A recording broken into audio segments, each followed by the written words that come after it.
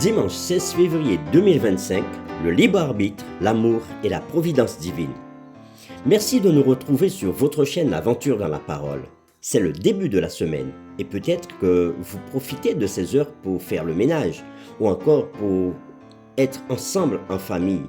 Et peut-être que vous irez à la plage aujourd'hui ou vous ferez tout autre chose. Mais avant tout, vous avez décidé de passer du temps dans la méditation quotidienne. Alors, nous vous souhaitons une bonne écoute.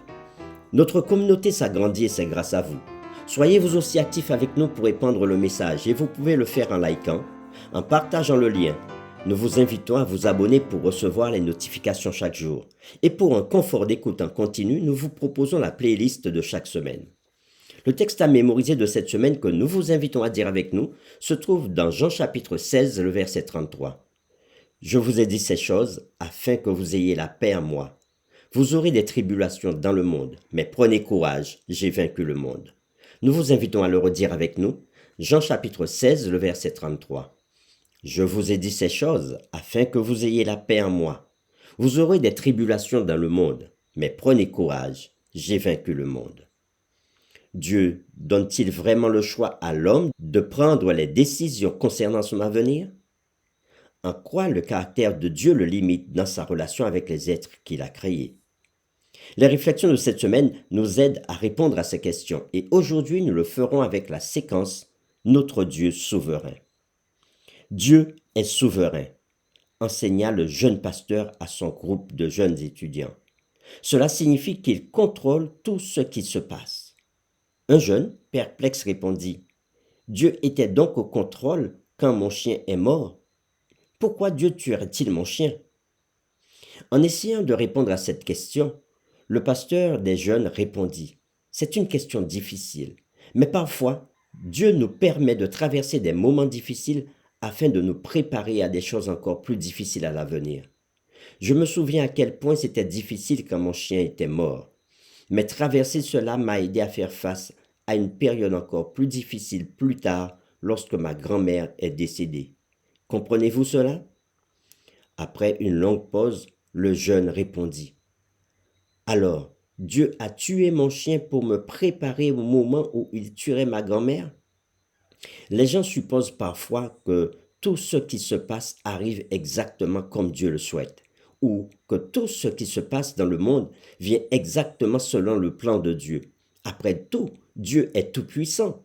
Comment alors peut-il se produire quelque chose que Dieu ne veuille pas? Par conséquent, peu importe ce qui arrive, peu importe à quel point c'était mauvais, cela est la volonté de Dieu. C'est du moins ce qu'enseigne cette théologie. Nous vous invitons à lire plusieurs textes. Psaume 81, les versets 11 à 14, Ésaïe 30, verset 15, verset 18, Ésaïe 66, verset 4 et Luc chapitre 13, verset 34. Et nous répondrons à la question suivante. Que disent ces textes sur la question de savoir si tout ce qui se produit dans ce monde reflète toujours la volonté de Dieu? Nous commençons par lire Psaume 81, les versets 11 à 14. Mais mon peuple n'a point écouté ma voix. Israël ne m'a point obéi. Alors je les ai livrés au penchant de leur cœur, et ils ont suivi leurs propres conseils. Oh, si mon peuple m'écoutait, si Israël marchait dans mes voies, en un instant, je confondrai leurs ennemis.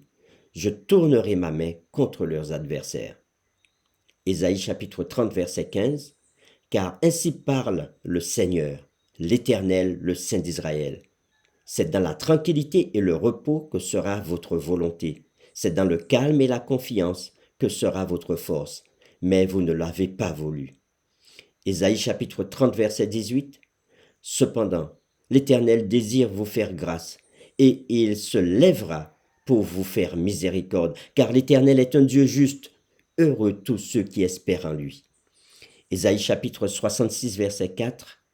Moi aussi, je me complairai dans leur infortune, et je ferai venir sur eux ce qui cause leur effroi, parce que j'ai appelé, et ils n'ont point répondu, parce que j'ai parlé, et ils n'ont point écouté, mais ils ont fait ce qui est mal à mes yeux, et ils ont choisi ce qui me déplaît. Luc chapitre 13, verset 34. Jérusalem, Jérusalem qui tue les prophètes et qui lapide ceux qui te sont envoyés. Combien de fois ai-je voulu rassembler tes enfants, comme une poule rassemble sa couvée sous ses ailes, et vous ne l'avez pas voulu. Après avoir lu ces différents textes, Psaume 81, versets 11 à 14, Ésaïe chapitre 30, verset 15 et verset 18, Ésaïe chapitre 66, verset 4 et Luc chapitre 13, verset 34, nous répondons à la question suivante. Que disent ces textes sur la question de savoir si tout ce qui se produit dans ce monde reflète la volonté de Dieu?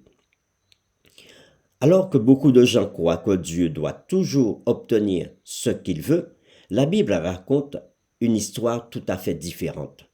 À maintes reprises, les Écritures dépeignent Dieu comme éprouvant des désirs insatisfaits, c'est-à-dire ce qui arrive va souvent à l'encontre de ce que Dieu déclare qu'il préfère réellement voir se produire. Dans de nombreux cas, Dieu déclare explicitement que ce qui se passe est le contraire de ce qu'il veut. Il veut une issue pour son peuple, mais ce dernier choisit quelque chose d'autre.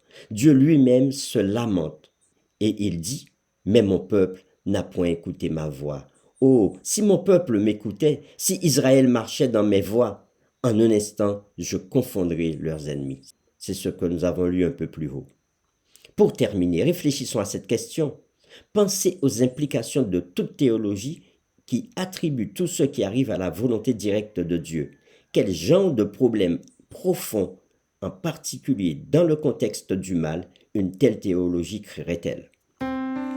Nous vous invitons à prier avec nous. Seigneur Dieu, nous te disons merci pour l'étude d'aujourd'hui. Effectivement, il y a des personnes qui croient que tout ce qui arrive dans le monde, bien ou mal, viennent de toi. Mais à travers ta parole, tu nous montres totalement le contraire. Tu nous montres que dans les décisions que l'homme prend, il peut aller contre ta volonté et faire ce que tu n'approuves pas. Et tu nous laisses le libre arbitre d'agir comme nous voulons. Mais aide-nous à comprendre que tu nous aimes et que tu veux que nous puissions faire ta volonté. Alors Seigneur, dirige-nous et aide-nous à avoir un cœur ouvert à t'écouter. Nous t'avons prié au nom de Jésus. Amen.